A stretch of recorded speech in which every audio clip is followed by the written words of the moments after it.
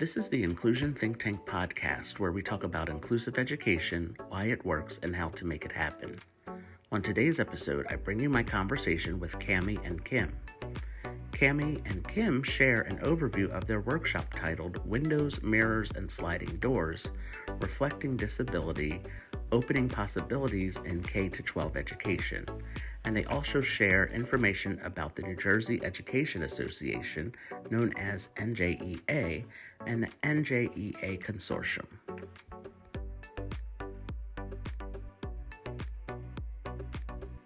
I would like to welcome everyone back to a new episode of the Inclusion Think Tank podcast, brought to you by All In for Inclusive Education.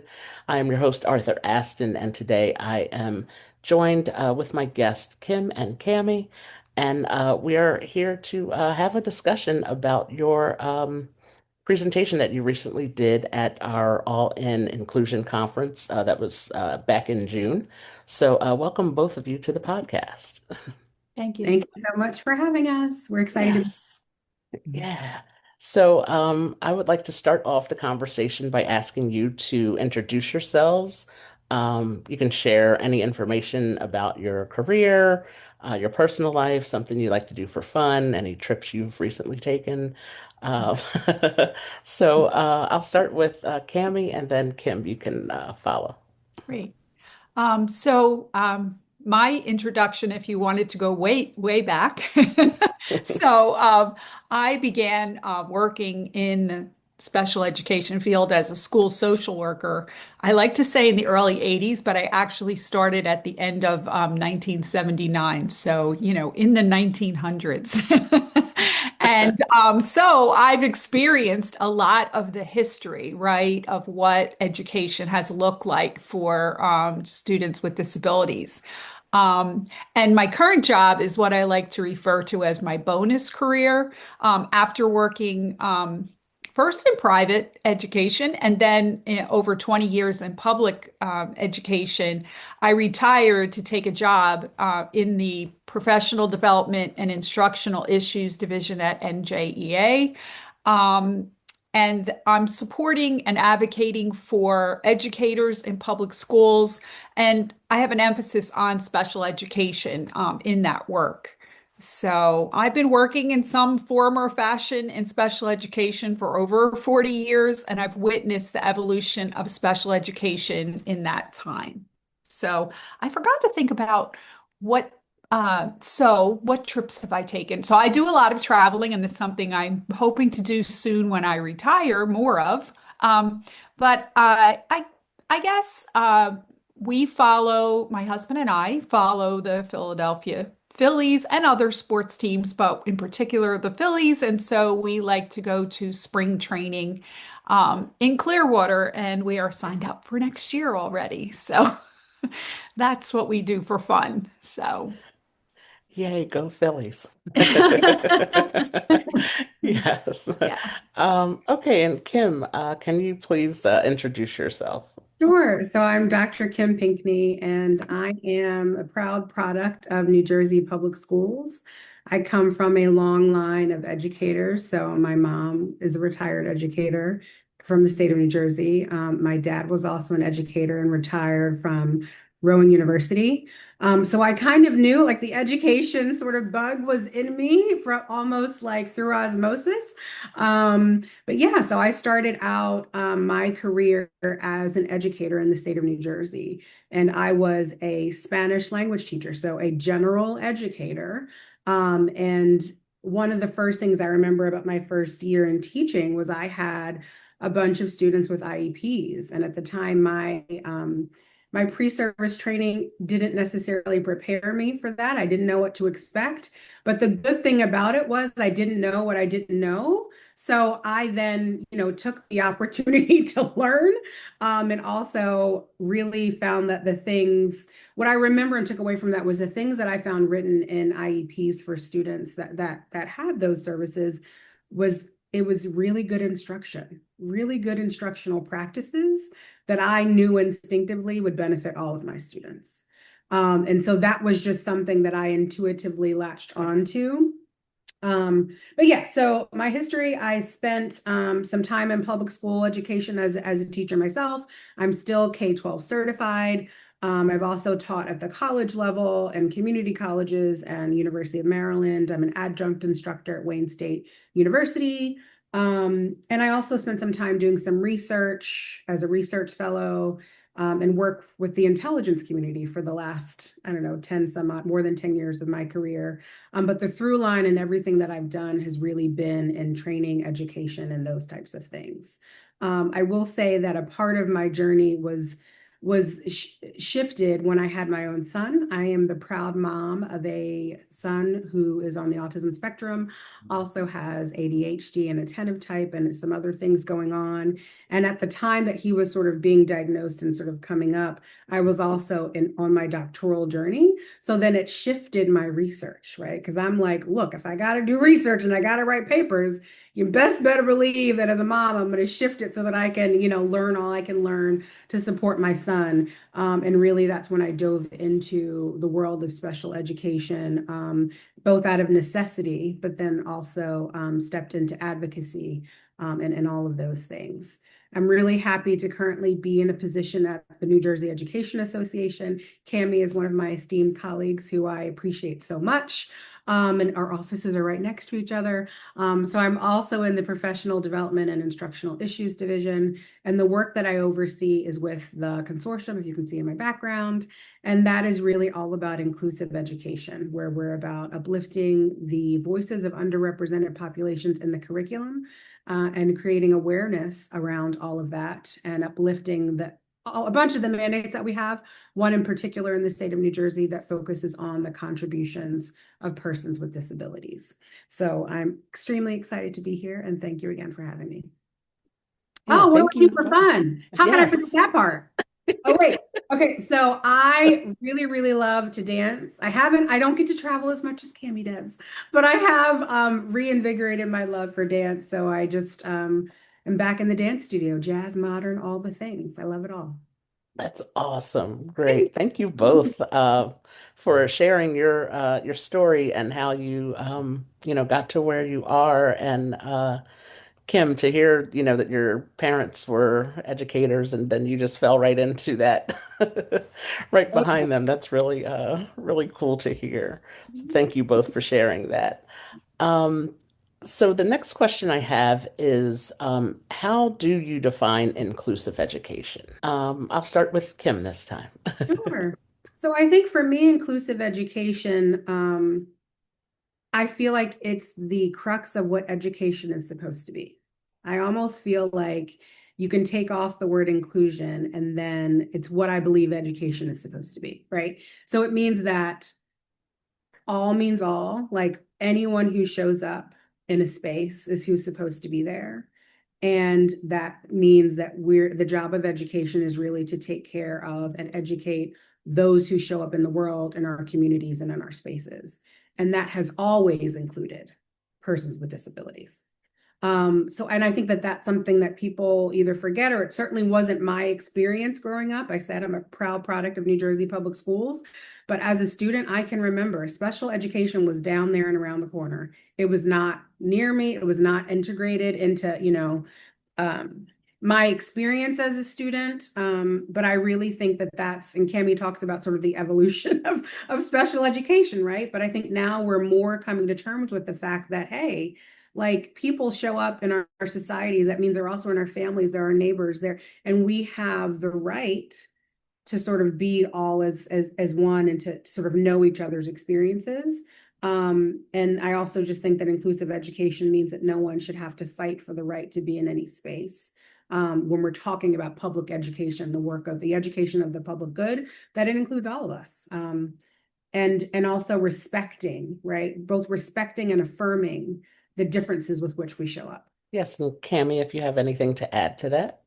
Yeah, I would just add that inclusive ed it's a mindset, right? It's not necessarily a system or a practice, so to speak. It's sort of what would be guiding all of your thinking and planning around instruction. And I don't know if I mentioned, I was not ever an instructor or a teacher. I was a school social worker. So anyway, so I did not design a lot of instruction. I was privy to those conversations, but it was not something I did on a regular basis. But I think that, and maybe we'll touch on this a little bit when we talk about the content of the workshop that we presented, but it's more about beginning from the beginning, thinking about the group as a whole and what's needed by the group versus, carving out individual instruction or what have you in a way that it's not part of the whole. I don't know if I explained that as well, but yes. I love that point, Camy. I love the point that you made, because I think what you're highlighting is that when we focus on, individual needs, in a way, it can be othering. Yes. Inclusive education is the opposite of that.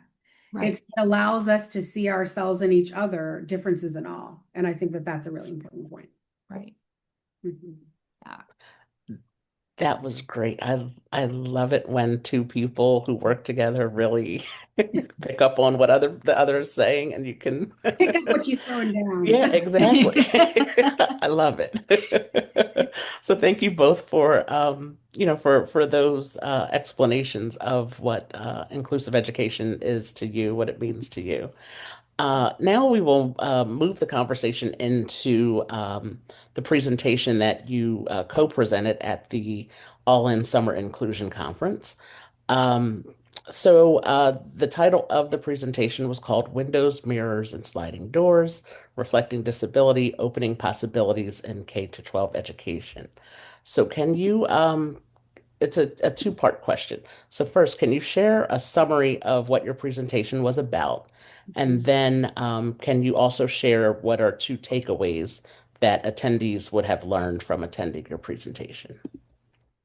So I'll begin because I'll let Kim really hit like a little bit more on detail. But the webinar emphasized the importance of representation, in everything that we do in schools, in the curriculum, in the books that we choose, in the videos that we choose, all the things. So and also incorporating the contributions of persons with disabilities. In within the curriculum, throughout the curriculum, right? It's not disability month or what have you. It should be a natural integration throughout what we're doing and teaching students. And it's also required by law. So we work very hard to try to help folks to, again, have that natural feeling of this is all just part of what we're doing. It's not a set aside or a one-off type of a thing. So, and I'll hold my two takeaways for me until after Kim has spoken a little bit more about what the workshop looked like. So, Thank you for that setup, Camy. You did a great job sort of summarizing our main intent. But just as the title of the workshop suggests, we provided this framework from Dr. Rudine Sims Bishops, who talks about mirrors and windows and sliding doors. And what a mirror is anytime you have an experience where you feel like either your experience or yourself is represented, reflected back to you. And then windows, where maybe you're getting to sort of peer into an experience that maybe isn't yours, but it's like opening a window for you to experience a little something else. And then sliding doors are really about those opportunities that you have to really immerse yourself in a different experience or a different world. And so we use that framework to sort of set up how we can embed and provide representation of persons with disabilities as integrated within the curriculum. We also talked about how, All In is really great about fostering and championing inclusive practices. So not that we are champions of, everyone's got to be in a segregated classroom, but let's say, for example, you do have a segregated classroom. So let's say you do have like an autism specific classroom. What protagonists are they reading? Are they seeing themselves reflected? Do they have opportunities to have mirror experiences? Or are they only then reading or being asked to look into the windows of their neurotypical peers, right? And what are they missing if they don't have those opportunities? And on the flip side, if we're talking about our typical peers, our non-neurodivergent folks, where are their opportunities to have windows and sliding glass doors? Are we engaging in what they would call like reverse inclusion, right? Are we having them being able to step into the shoes of someone else? So that was really sort of the framework that we put together for the workshop.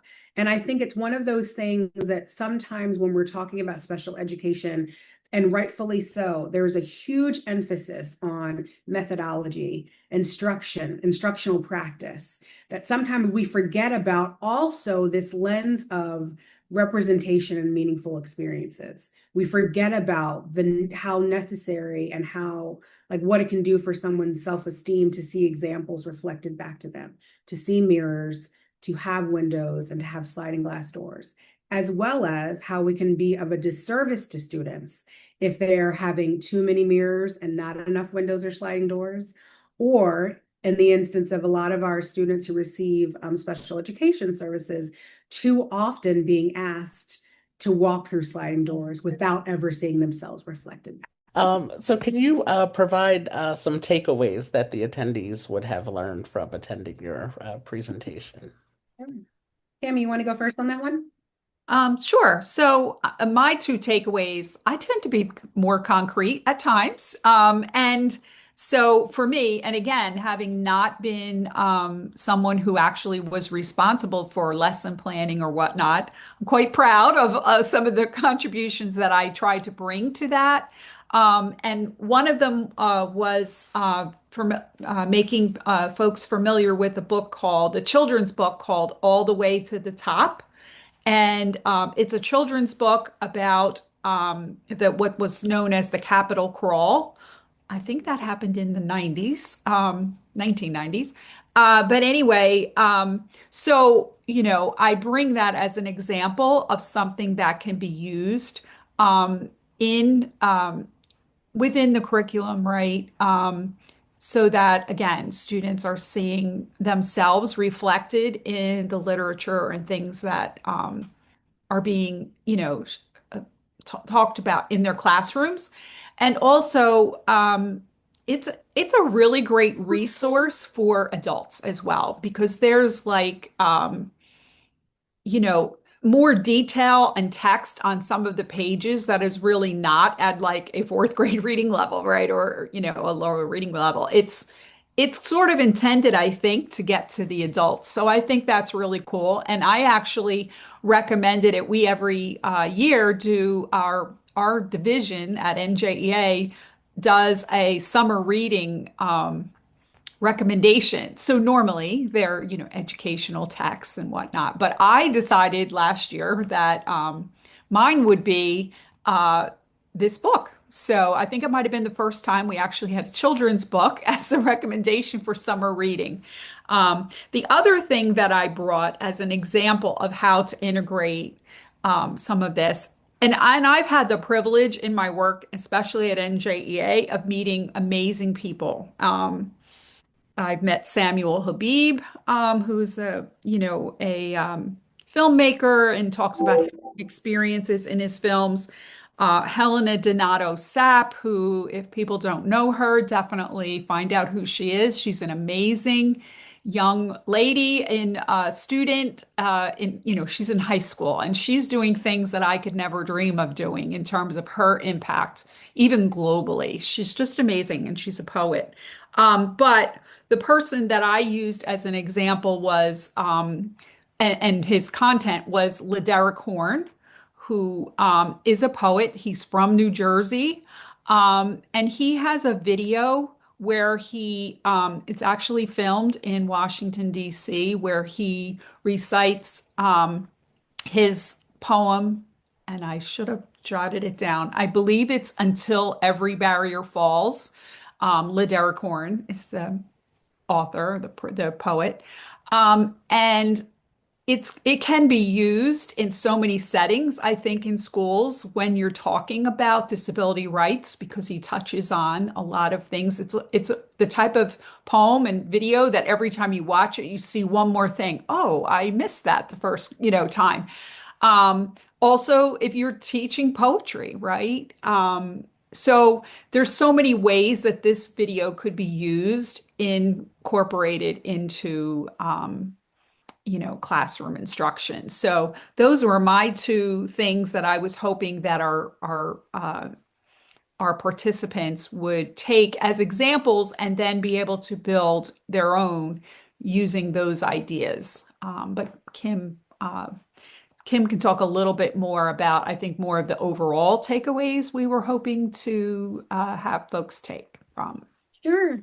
So within the workshop, we offered folks, I think, 6 or 7 different strategies. But one of the strategies I do want to highlight as a key takeaway, and that was to honor the complexity of the human experience, because I think that kind of spills over into everything. And what do I mean by that? I mean, if we're in, history and social studies classes, let's acknowledge where disability shows up naturally. One of the examples that I gave within the workshop was the great Harriet Tubman, right? We know her as the conductor of the Underground Railroad.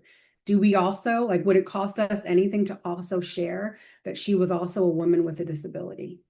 That disability also enabled her to become what is known as one of the four mothers of human intelligence spying, what that is, right? She was able to infiltrate different settings and sort of get secrets, bring them back as a way to help facilitate that movement, right? And she'd suffered from traumatic brain injury, had some seizures, all of these things. And, right, it's not the but, it's the and of the human experience. And what that could potentially look like is if educators felt safe enough with their students, if they have disabilities of their own, to acknowledge that and to talk about their own differences so that then students can see, hey, disability does not mean not being able to achieve dreams. Disability is just a part of the human experience. It means that when we're having posters about, I remember in elementary schools, there were images around how we're supposed to walk in the hallway. Well, not everyone is walking. Changing the language to acknowledge disability as a part of the human experience. This is how we move through the hallway, and having imagery around all the different ways in which one can move, right? So it's that honoring the complexity of the human experience and not being afraid to talk about disability, because it is a part of the human experience. And it touches upon, every racial group. It touches upon every socioeconomic status. It touches upon every discipline. It's there. And so let's just acknowledge that. And then I think one of the other takeaways, I would love to just highlight, I just adore and have been following Dr. Shelley Moore for a very long time. And we use one of her clips in the workshop, but I highly encourage educators to sort of subscribe to her 5 More Minutes series, because it's little tidbits about inclusion that really are just 5 minutes and very digestible. And the video that we showed within the workshop is her 5 more minutes that highlights how inclusion does not mean assimilation. And that, I think, ties so nicely into this framework of the windows, mirrors, sliding doors, because as systems, as institutions, as buildings, as school districts, I really challenge us to think about how often are we trying to force our students into assimilation and thinking that that's inclusion, and not the sort of other way around, and not having it be a bi-directional partnership and integration. So those are the 2 things I would say. Great. Thank you both. Camy, I love that you brought up Laderick. He is a co-founder of our organization and also the board chair, and I've gotten to know him through my time working here. And yes, his poetry is really, really great. And like you said, it can be applied to in so many different ways. And Kim, I appreciate that you said disability is part of the human, the human experience. It is part of diversity, and so it's really and also that you mentioned changing the language. I like the example that you gave of, walking through the hallway because you hear that a lot in schools. But how do you move through the hallway? Because we all move differently. Some of us have wheelchairs like myself and, use crutches and walkers and other things. So how do we move through the hallway? It's a simple and Yeah, easy change to make, but it makes such a big difference that's right. because it really does. It's very inclusive. It includes all, most all people. So it's really interesting how something, such a small thing, something that appears to be small can have such a big impact on, how things are Yeah. discussed. Well, Arthur, So, I think you just hit on another takeaway, right? That yes, inclusion yes, doesn't have to be this like overwhelming beast of a thing, right? There's yes, lots of simple changes. Meaning, and when I say simple, I mean simple in terms of the amount of effort you'd have to put into that, but right. the impact Hmm. will be immeasurable. So thank you for highlighting that. Yes, yes. So my last question is uh, has to do with your work that you both do there at NJEA. So, can you share with us what you would like our listeners to know about NJEA and the NJEA Consortium that can help aid in their pursuit of inclusive education? Yeah, so there's so many ways that we work, and we have a partnership actually with All In through the consortium. We had kind of an informal one all the years I've been there, which is over 11 years now. I've had a collaborative relationship with what was then NJCIE, right? And they've come to our conferences and presented for our members. So yeah, that's been ongoing, but it's really expanding, and there's some things on the horizon, I think, right now that are, going to even expand that further.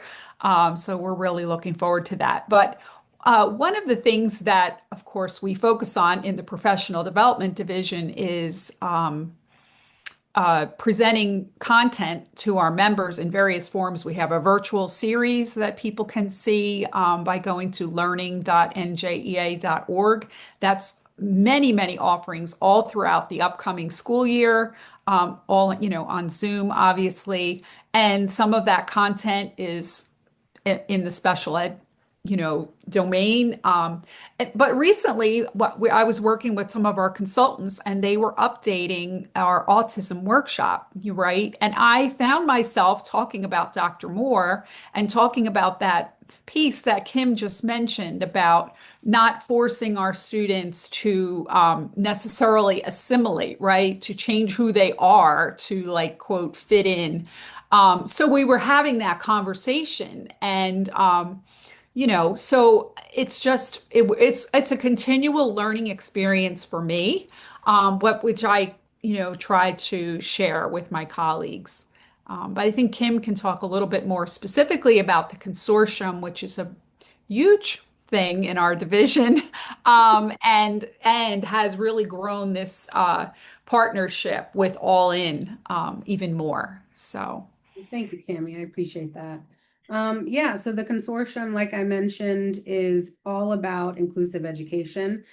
Specifically, we are fostering awareness that we have mandated curriculum in the state of New Jersey, meaning, and Camy mentioned this before, that it's the law, right? One of those mandates is that we talk about and incorporate within the curriculum the contributions of persons with disabilities within the, well, actually, that one's middle school through high school. Most of them are K-12, but in this case, it's middle school through high school.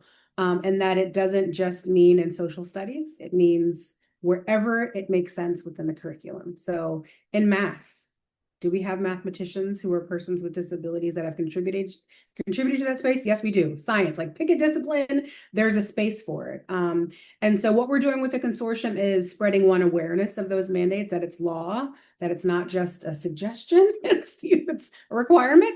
And then also helping our members to deepen their content knowledge in the mandates, because again, lots of pre-service programs aren't necessarily preparing educators to cover these mandates across disciplines. And then in addition to the professional development opportunities, also creating and providing instructional materials so that they can adapt them, use them sort of right out of the gate within their classrooms. One of the things that I do want to talk about specifically is that we have just launched phase 1 of our learning management system, or repository of resources that we have available for members, and non-members can still access these resources for a fee. But within our learning management system portal, we have a bunch of curated content that's organized by mandate. We have a significant amount of content scholar talks, meaning experts from outside of our organization that have expertise in the contributions and histories of persons with disabilities that have offered content scholar talks. You can think of them as TED Talks or something like that. But we have those curated with the transcripts, with the slides, all the things that we could do to make it as accessible as possible. So we have those content scholar talks. Then we also have some performance tasks. Those are instructional materials that our design team ambassadors within the consortium have helped to construct to really bring some of these experiences to life for members. So I'll also provide you, Arthur, just kind of like the QR code and the sort of our marketing materials for that, because I think that would be something that we would encourage folks to seek out. Again, sometimes inclusion can feel overwhelming and folks don't know where to start. So we're hoping with this portal and this repository of resources that we're helping to meet that need and fill that gap. Thank you both for everything, for this great conversation, and to share your story, and also about your workshop that you presented, and also more information about NJEA.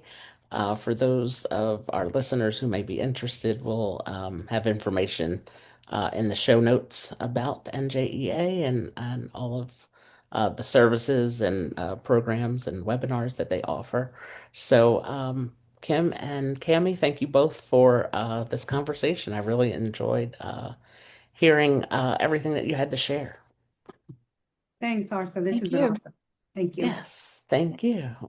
We thank you for listening to this episode of the Inclusion Think Tank podcast. This podcast is brought to you by All In for Inclusive Education. Be sure to subscribe on Apple Podcasts, Spotify, or YouTube. Stay tuned for new episodes of the podcast premiering every 2 weeks. We're all in. Are you?